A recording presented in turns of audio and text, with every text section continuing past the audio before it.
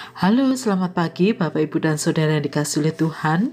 Syukur pada Tuhan kita boleh memasuki minggu yang baru, Senin 20 Juni 2022.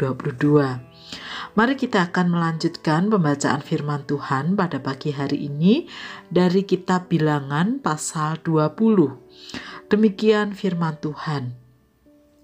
Kemudian sampailah orang Israel, yakni segenap umat itu, ke padang gurun Sin dalam bulan pertama, lalu tinggallah bangsa itu di Kades. Matilah Miriam di situ dan dikuburkan di situ. Pada suatu kali ketika tidak ada air bagi umat itu, berkumpullah mereka mengerumuni Musa dan Harun, dan bertengkarlah bangsa itu dengan Musa. Katanya, "Sekiranya kami mati binasa pada waktu saudara-saudara kami mati binasa di hadapan Tuhan, mengapa kamu membawa jemaah Tuhan ke padang gurun ini, supaya kami dan ternak kami mati di situ? Mengapa kamu memimpin kami keluar dari Mesir untuk membawa kami ke tempat celaka ini, yang bukan tempat menabur, tanpa pohon ara, anggur, dan delima, bahkan air minum pun tidak ada?" Maka pergilah Musa dan Harun dari umat itu ke pintu perkemahan, lalu sujud. Kemudian tampaklah kemuliaan Tuhan kepada mereka. Tuhan berfirman kepada Musa, "Ambillah tongkatmu itu, dan engkau dan Harun kakakmu harus menyuruh umat itu berkumpul. Katakanlah di depan mata mereka kepada bukit batu itu supaya diberi airnya. Demikianlah engkau mengeluarkan air dari bukit batu itu bagi mereka dan memberi minum umat itu serta ternaknya."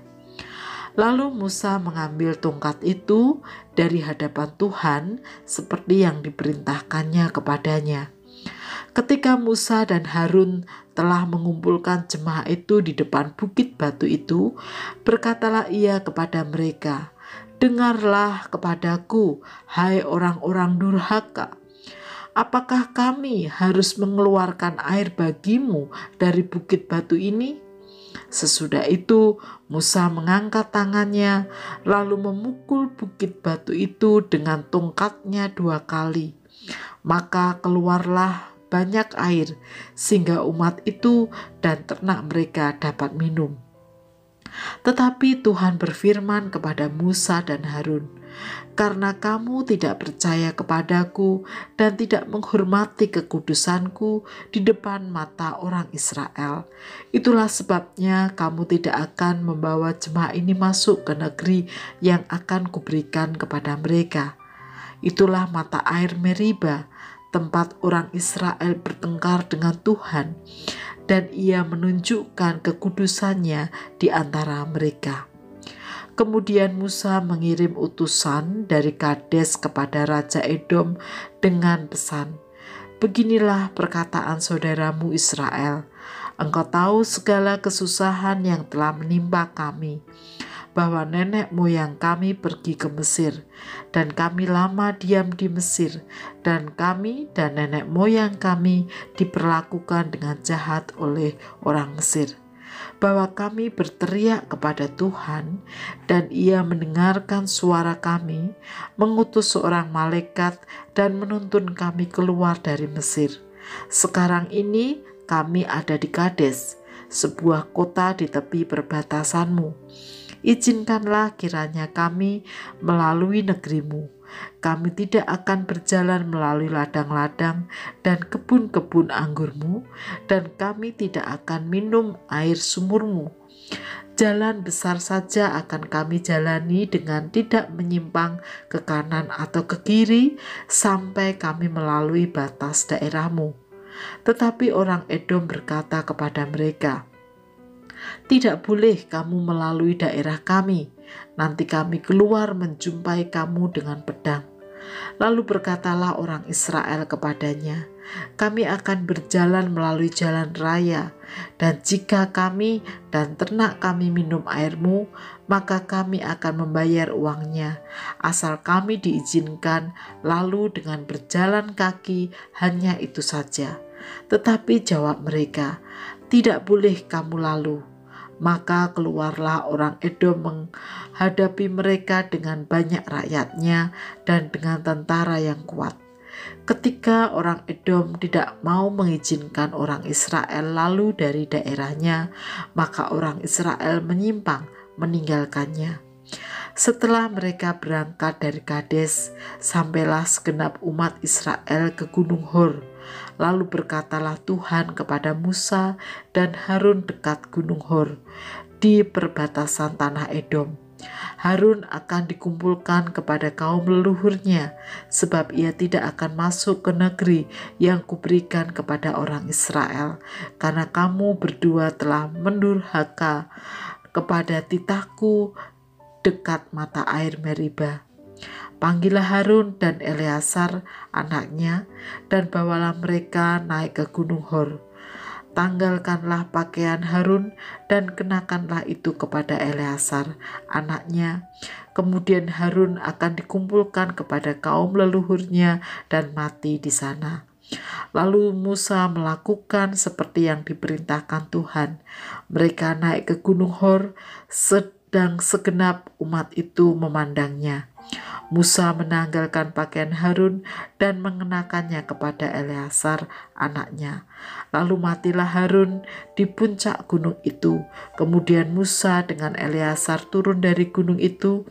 Ketika segenap umat itu melihat bahwa Harun telah mati, maka seluruh orang Israel menangisi Harun 30 hari lamanya. Bapak, Ibu, dan Saudara yang dikasihi oleh Tuhan, dari teks yang kita baca, ternyata ditunjukkan bahwa di hadapan Tuhan tidak ada yang dikecualikan. Apa yang dianggap salah tetaplah salah, dan setiap kesalahan selalu membawa konsekuensi.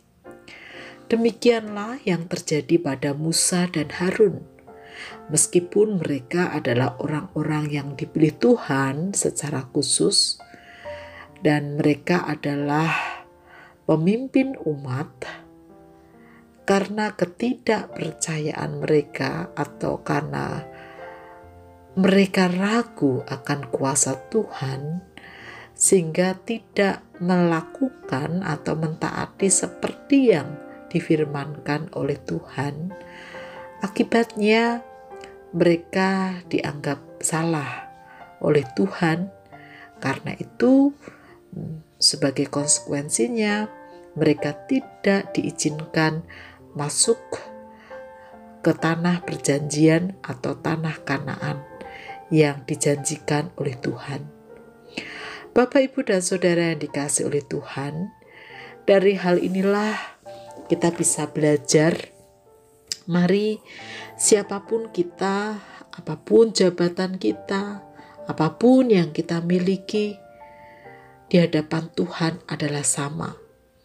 Oleh karena itu, mari kita bekerja dengan benar, melayani dengan kesungguhan dan penuh tanggung jawab sesuai dengan kebenaran firman Tuhan. Mari kita berdoa. Tuhan Yesus, kami bersyukur bahwa kami boleh terus dibimbing oleh Tuhan dalam hidup kami.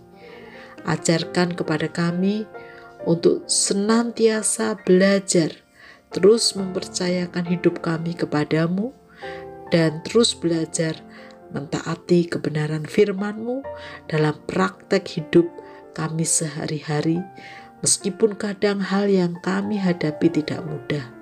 Di dalam nama Tuhan Yesus kami berdoa. Amin.